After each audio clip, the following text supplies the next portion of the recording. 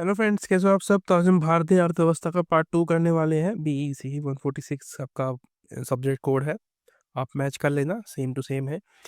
इसके कुछ most important questions with answers हम करेंगे। तो मैंने आंसर्स जो मैं लिखता हूँ, मैं वैसे ही लिखता हूँ हमेशा कि आपको एक आधे घंटे पहले भी अगर आप इस वीडियो को देख रहे हो एग्जाम रूम में बैठ के, तब भी आपका काम हो जाएगा। ठीक है, एटलीस्ट 2-3 क्वेश्चन तो आपके आ ही जाएंगे। मेरी ऐसी चॉइस रहती है कि आपका भला हो जाए।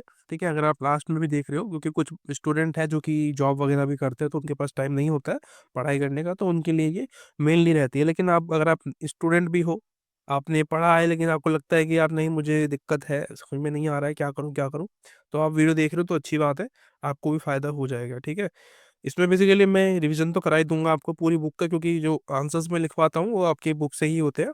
तो रिवीजन भी हो जाएगा आपका, और साथ साथ में आपको जो आपका PYQs है वो भी मैं सॉल्व करा दूंगा। अगर एग्जाम में आपको इस साल आ गया तो वो इजी रहेगा।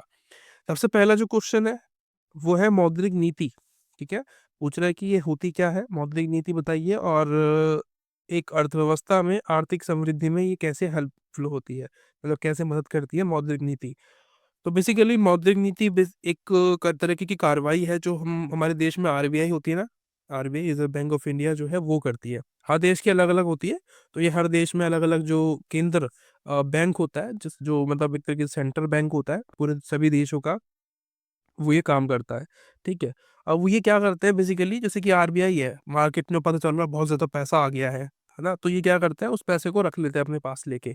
बैंकों में पैसा होता है जैसे कि, तो लेकिन इसका बैंक जो है क्या फायदा उठाते हैं इन पैसों का, कि बैंक ना बहुत सस्ते दामों पे आपको ब्याज दरों पे, कम ब्याज दरों पे आपको लोन प्रोवाइड करा देता है। कि भाई गाड़ी लेनी है तो कम ब्याज दर ले लो, कोई दिक्कत नहीं है हमसे, हमारे पास बहुत पैसा है ना। तो ये दिक्कत क्या पैदा करता है कि अगर मार्केट में लोगों के पास पैसा ज्यादा हो गया, जैसे कि मेरे पास दुनिया भर का पैसा आ जाए, और जहां मेरी नीड, जितनी मेरी नीड है, मैं उससे ज्यादा सामान खरीदने लगूंगा, तो मार्केट में वो कमी नहीं पैदा हो जाएगी उस चीज की। तो इसको बचाने के लिए जो RBI है वो मार्केट से पैसा उठा लेती है, अपने पास रख लेगी उठा के, ताकि जो एक सर्कुलेशन है ना पैसे का, वो एक नॉर्मल रहे, बैलेंस रहे, ताकि ऐसा ना हो कि भाई लोगों के पास ज्यादा पैसा आ जाए, वो पैसा लेके मार्केट की तरफ भागेंगे कि जैसे सामान खरीदने जाते हैं हम लोग। तो अब मान के चलो कि भाई 1 किलो अनाज है ना, 1 किलो अनाज है, और उस 1 किलो अनाज में 2 लोगों का पेट भरता है। ठीक है, एग्जाम्पल भी समझ लो, मैं आपको एग्जाम्पल दे रहा हूँ। लेकिन मेरे पास पैसा आ गया उस 1 किलो अनाज को पूरे को खरीदने का, है ना। तो मैं क्या करूंगा, उस पूरे को खरीद लूंगा अनाज को, लेकिन जो दूसरा वाला बंदा है वो भी बोलेगा कि मुझे भी चाहिए। तो इससे क्या होगा, उस अनाज जो 1 किलो का अनाज पहले 15 रुपए किलो के हिसाब से था, अब उसकी कीमत बढ़ के 50 रुपए हो जाएगी। और वो भी ज्यादा ज्यादा, मतलब इतना ज्यादा उससे प्रॉब्लम पैदा हो जाएगी कि मार्केट में जो सामान है उसकी प्राइस बहुत ज्यादा बढ़ जाएगी, और जो रुपया है, हमारा जो पैसा है, उसकी कीमत कम हो जाएगी। तो ये भी हमारे लिए खतरनाक हो जाता है, राइट।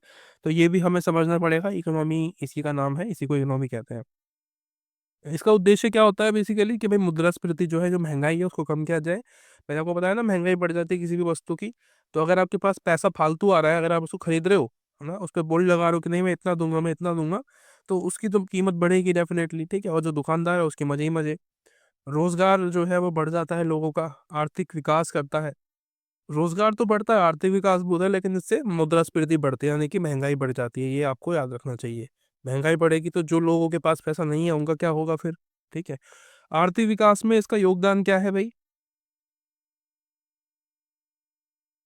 ब्याज दर समायोजन, यानी कि RBI द्वारा ब्याज दरों को कम या ज्यादा करना। ठीक है, यानी कि जो ब्याज दर होती है वो सरकार क्या करती है, अगर लोगों के पास बहुत ज्यादा पैसा है तो ब्याज दर को क्या कर देगी, बढ़ा देगी, ताकि लोग जो है बैंकों में पैसे डालने लगे, जल्दी जल्दी आके जो है जमा कराए, कि भाई अच्छा मुझे ज्यादा जो है फायदा होगा।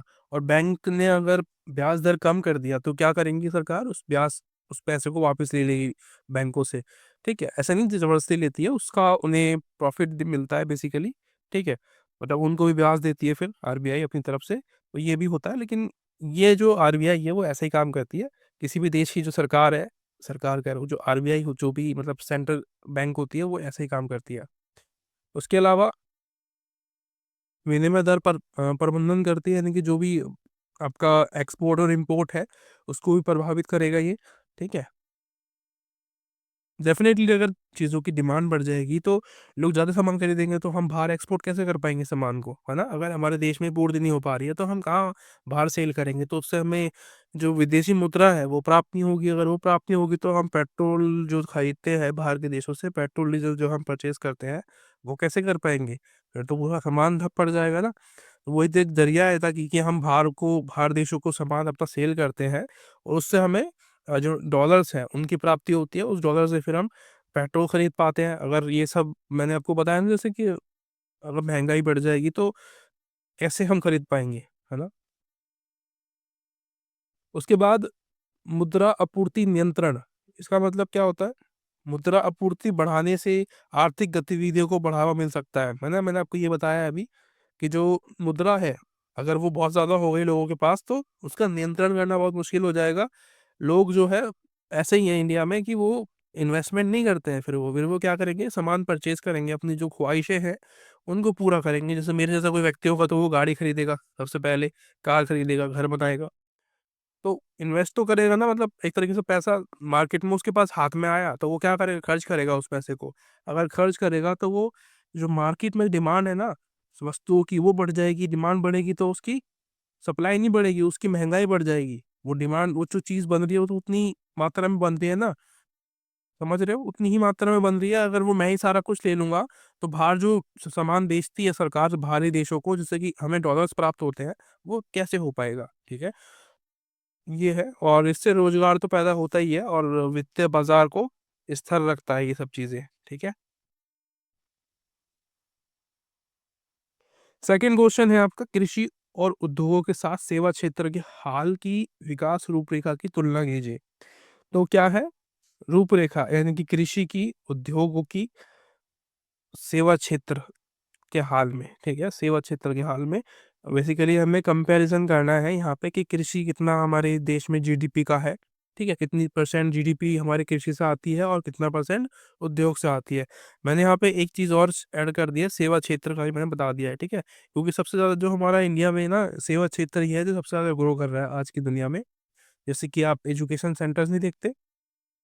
दुनिया भर के खुले हुए हैं यार, आईएएस के पढ़ाने के जो लोग हैं, जो आईएएस की पढ़ाई करवाते हैं, वो है अलग, और ट्यूशन सेंटर्स हैं, अकेडमियाँ हैं इतनी सारी, और स्कूल्स, पब्लिक स्कूल्स जो हैं, जो जो गवर्नमेंट स्कूल तो हैं ही, पब्लिक स्कूल ज़्यादा पैसा कमाते हैं ना। पब्लिक स्कूल मतलब वो जो प्राइवेट सेक्टर्स होते हैं, प्राइवेट स्कूल्स होते हैं, उनको उनको बोलते हैं।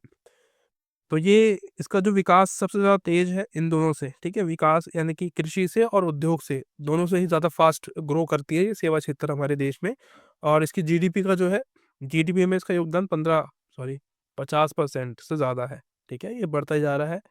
इसमें क्या-क्या आता है? आईटी आती है आपकी, दूरसंचार आता है, वित्तीय सेवा, दूरसंचार मतलब जैसे कि इंटरनेट आप चलाते हो ना, इंटरनेट चलाते हो, आप टीवी देखते हो, और आपका जो प्लेटफ़ॉर्म्स जो होते हैं जिससे कि आप वेब सीरीज़ वगैरह देखते हो, नेटफ्लिक्स वगैरह का, वो दूरसंचार है, उनसे आप सबसे ज़्यादा हमारे देश में पैसा आता है।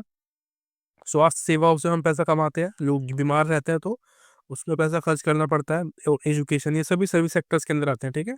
जो आपको सर्विस प्रोवाइड कराते हैं, ये कोई आपको वस्तुएँ दे रहे हैं, ये आपको शिक्षा देते हैं, एजुकेशन देते हैं, ये आपको इंटरनेट देंगे, ठीक है? कुछ देंगे नहीं, इंटरनेट देंगे बस आपको, ताकि आप अपनी ज़िंदगी खराब कर लो। विकास अगर हम बात करें कृषि क्षेत्र की, तो इसमें क्या है, सेवा से थोड़ा कम है इसमें, यानी कि इससे थोड़ा कम रहता है इसके अंदर, ठीक है? इसकी कंपैरिज़न में सेवा क्षेत्र से। इसमें जीडीपी जो है गिरावट देखने को मिल रही है, क्योंकि आप थोड़ा-सा जो रूल्स रेगुलेशन बनाए हैं सरकार ने, थोड़े अजीबो-गरीब है, और किसानों को कोई प्रोत्साहन नहीं मिल पा रहा है, तो उसकी वजह से दिक्कतें पैदा हो रही है, और कम उत्पादन होता है हमारे इंडिया में, मानसून पर हम निर्भर हैं पूरी तरीके से सिंचाई के लिए, और खंडित भूमि जोत जो है हमारा, यानी कि जो किसान है ना, पहले तो अब बताओ कि यार अगर इतनी बड़ी ज़मीन है, ठीक है? इतनी बड़ी ज़मीन है और उसमें अगर 50 लोग काम करेंगे, ठीक है? 50 लोग काम करेंगे अलग-अलग, तो कहाँ से, मतलब जोत कहाँ से आएगा? अगर ये बंदा यहाँ पे काम कर रहा है, ठीक है? यहाँ पे अलग है, यहाँ पे अलग है, यहाँ पे अलग है। तो इतनी बड़ी ज़मीन है, उसमें हमने टुकड़े-टुकड़े कर रखे हैं, उसमें क्या ही, मतलब कितना ही प्रॉफ़िट कमा लेगा एक किसान, है ना? बहुत ही कम पैसा कमा पाता है, उसको मतलब उसकी जो मेन इच्छाएँ हैं, वो तो पूरी हो ही नहीं पाती है, ठीक है? बस पेट ही भर लेता है बेचारा जैसे-तैसे करके, वो भी उसके लिए भी उसको कभी-कभी कर्ज़ लेना पड़ता है। तो ये हमारे देश के हालात हैं, अभी फ़िलहाल में इस पे काम होना चाहिए। ठीक है। और अगर हम बात करें सेकंड क्षेत्र की, जो कि है आपका उद्योग क्षेत्र, तो ये भी है, इसमें थोड़ा सा मिश्रण व्यवस्था है, यानी कि इसको हम बीच में रख सकते हैं यहाँ पे, ठीक है। और इसको सबसे लास्ट में रख सकते हैं। कृषि सबसे लास्ट में है हमारे देश में आज के ज़माने में, क्योंकि बहुत ज़्यादा स्लो ग्रो कर रही है, बहुत ज़्यादा, और पीछे ही जाए जा रही है, ठीक है। इसका जो है इम्पोर्टेंट एक योगदान है, और इसमें कंपटीशन बहुत ज़्यादा है। बुनियादी जो चीज़ें हैं, जो ढांचा है, ये इसकी कमी है देश में, यानी कि सड़कें हैं जो निर्माण करानी चाहिए हमें। क्योंकि देखो, कोई भी सामान बनेगा, कोई भी उद्योग होगा हमारे देश में, तो उसके लिए डेफिनेटली एक तो कौशल विकास चाहिए लोगों के अंदर, ठीक है, एजुकेशन होनी चाहिए और अच्छी स्किल्स होनी चाहिए। तभी तो हमारे देश में अच्छे अच्छे प्रोडक्ट्स बनेंगे, अच्छी अच्छी टेक्नोलॉजी की चीज़ें आ पाएंगी।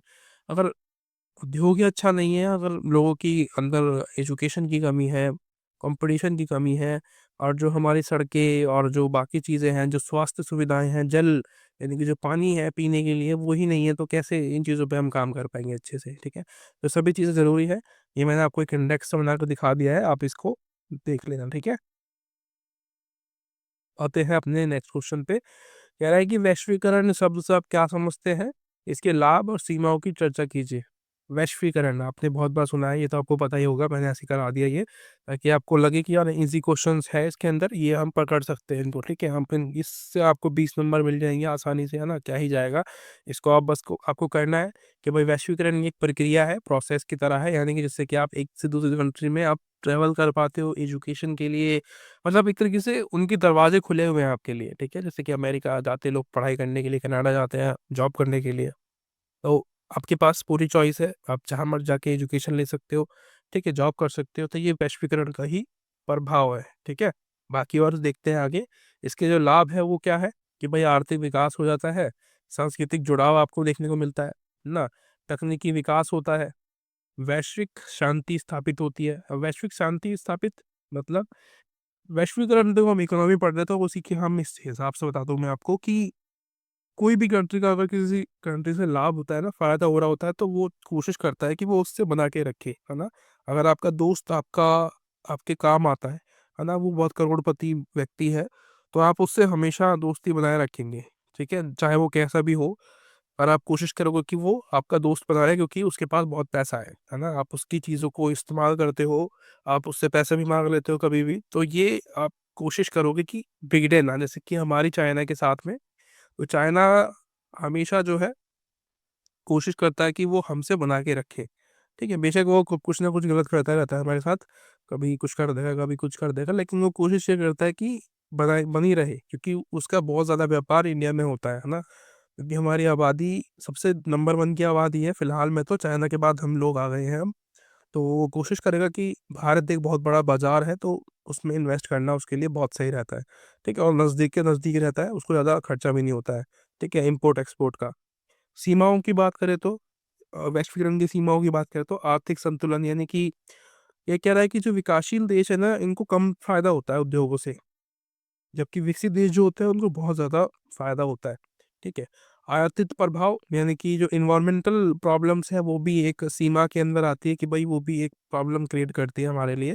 फ़ायदा तो है, लेकिन एक सीमा भी तो है यहाँ पे, कि भाई एनवायरमेंटल प्रॉब्लम्स आती है इसकी वजह से।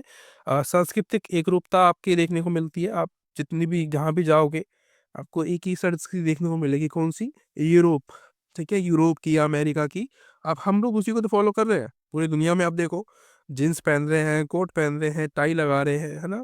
जूते पहन रहे हैं, वेल मेंटेन बन के घूम रहे हैं। ये कहाँ की संस्कृति है? यूरोप की, अमेरिका की, हमारी थोड़ी ना है। तो ये एक जो है संस्कृति आपको एक प्रकार की देखने को मिल रही है सब जगह पे। शर्म का दोहन आपको देखने को मिलता है, ठीक है? शर्म का दोहन मतलब शोषण होता है ना?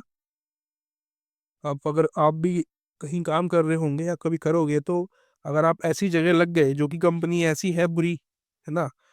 वहाँ के काम के घंटे निश्चित नहीं है कि कितने घंटे का आपको काम करना पड़ेगा, तो आपके लिए वो शोषण की तरह ही तो है ना? आपको सैलरी मिल रही है 6 घंटे की, लेकिन आप काम कर रहे हो 50 घंटे, तो उसके वो तो मतलब गड़बड़ वाली चीज़ है ना, वहाँ पे आपका शोषण हो रहा है वहाँ पे, ठीक है। नेक्स्ट क्वेश्चन है, भारत में सेवा क्षेत्र के विस्तार की संभावना को रेखांकित कीजिए। सेवा क्षेत्र, सर्विस सेक्टर्स पूछ रहा है। तो इसका विस्तार पूछ रहा है कि इस विस्तार की जो संभावना है कि ये आगे बढ़ेगा कि नहीं बढ़ेगा, और अगर नहीं बढ़ेगा तो उसकी कुछ सुझाव बताने हैं आपको कि हम क्या कर सकते हैं कि हमारे इंडिया में जो सर्विस सेक्टर्स हैं, जैसे कि एजुकेशन, आईटी सेक्टर है ना, इनको बढ़ाया जा सके। तो आंसर्स लिखा है कि जो संभावनाएं है वो तकनीकी विकास, है ना, जैसे कि भारत है तो वो तकनीकी विकास कर रहा है, तो हाँ, चांसेस तो बनते हैं हमारे इंडिया में सर्विस सेक्टर्स के ग्रो होने के, और जो कि हो भी रहे हैं। आपको मैंने दिखाया था कि 50% से भी ज़्यादा हमारे इंडिया में सर्विस सेक्टर्स ग्रो कर रहे हैं ना। तो इसका मतलब क्या है कि हमारे यहाँ पे तकनीकी विकास भी है, तो ये संभावना बनी रहती है। युवा है हमारे देश में सबसे ज़्यादा, तो ये तो और ज़्यादा अच्छी बात है कि यहाँ पे सर्विस सेक्टर्स की जो संभावनाएं हैं बहुत ज़्यादा बढ़ सकती है आने वाले समय में। आपको अलग अलग तरीके के प्लेटफॉर्म देखने को मिलते हैं, जैसे कि बाईजूस है, अन अकेडमी है, वो आपको शुरू से लेके, यानी कि आपने जब पढ़ाई शुरू की होगी ना, तब से लेके अंत तक आपको पढ़ाते हैं, ठीक है। हर तरीके के कोर्सेस वहाँ पे आपको देखने को मिलते हैं। तो ये सर्विस सेक्टर्स की तो देन है, आईटी आपको देखने को मिलता है, आपको सिखाने को मिलता है, सीखने को मिलता है। सरकारी नीतियाँ जो है मेक इन इंडिया और डिजिटल इंडिया, ये सब इसको बढ़ावा देती है। कहाँ चला गया? ठीक है, उसके बाद अतिरिक्त मांग। अतिरिक्त मांग यानी कि हेल्थ सेक्टर में जो है इसकी मांग बढ़ती जा रही है। आपको पता है इंडिया में लोग बीमार होते जा रहे हैं ज़्यादा मात्रा में, तो हमारे इंडिया में ज़रूरत है कि ज़्यादा हॉस्पिटल्स बनाए जाए, है ना, ताकि लोगों की जो समस्याएं हैं उनको देखो, कुछ लोग तो ऐसे ही मर जाते हैं, वो लाइन में लगे हुए हैं बेचारे, उनका कोई ध्यान नहीं है, और वो वही लाइन में लगे लगे ही मर जाते हैं। तो ये बहुत ज़्यादा बुरी हालत है हमारे देश की। वैसे तो हम दुनिया के सबसे 5वें नंबर के अर्थव्यवस्था है, लेकिन देखो हालात ना, कहने के लिए वो चीज़ अच्छी लगती है, लेकिन रियलिटी में वो सब कुछ एग्जिस्ट नहीं करता है, ठीक है। इन सब चीज़ों पे मत जाया करो कि कोई कह रहा है कि आज हम लोग 5 ट्रिलियन की इकोनॉमी है, तो ऐसा कुछ भी नहीं है। अगर होती तो हमारे जो ये हालात हैं ये नहीं होते हैं, ठीक है। टूरिज्म में जो मांग है वो हमारी बढ़ती जा रही है, क्योंकि इंडिया में लोग घूमने के लिए आते हैं, तो हाँ, सर्विस सेक्टर्स में तो कोई बढ़ावा देखने को मिलता है हमें। इसके लिए हम कर क्या सकते हैं, और हमारा क्या हो सकता है कि अगर हम इसको बढ़ाएं तो क्या हो सकता है, क्या उपाय हैं, क्या सॉल्यूशंस है? सबसे पहला, विकास, यानी कि कौशल विकास हम कर सकते हैं, ठीक है। स्किल्स डेवलपमेंट कर सकते हैं कि भाई एजुकेशन सेक्टर्स में जो है टीचर की ज़रूरत है, तो उस टीचर को अच्छा सा जो है एक टीचर बनना चाहिए, है ना, उसके पास एक नॉलेज होनी चाहिए पढ़ाने की। और अगर हम बात करें हेल्थ सेक्टर्स में, तो डॉक्टर्स अच्छे खासे होने चाहिए, ताकि जो लोग हैं, हर तरीके के मरीज आए तो उनकी सेवा कर सके अच्छे से, उनकी मदद कर सके, और रोजगार पैदा होगा इससे, ठीक है। और हम रोजगार पैदा कर सकते हैं इससे नवप्रवर्तन को बढ़ावा मिल सकता है, नहीं तो इनोवेशंस को बढ़ावा मिल सकता है। चुनौतियों को सरल बनाना,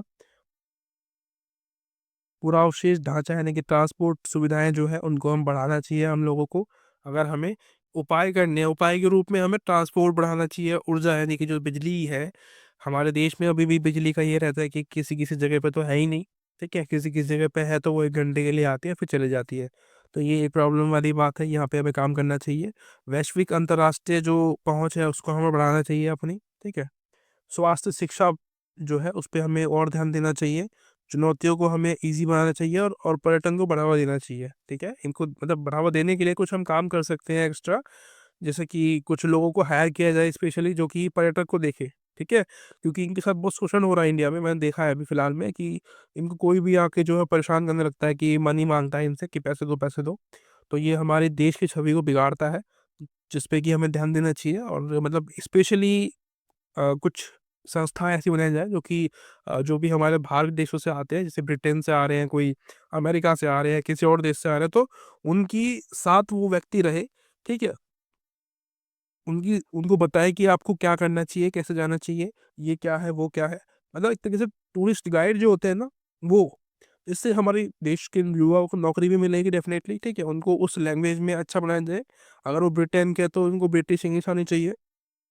ठीक है, अगर वो फ्रांस से आ रहे हैं तो फ्रेंच आनी चाहिए उन लोगों को, तो ये बहुत ज़रूरी है, ठीक है?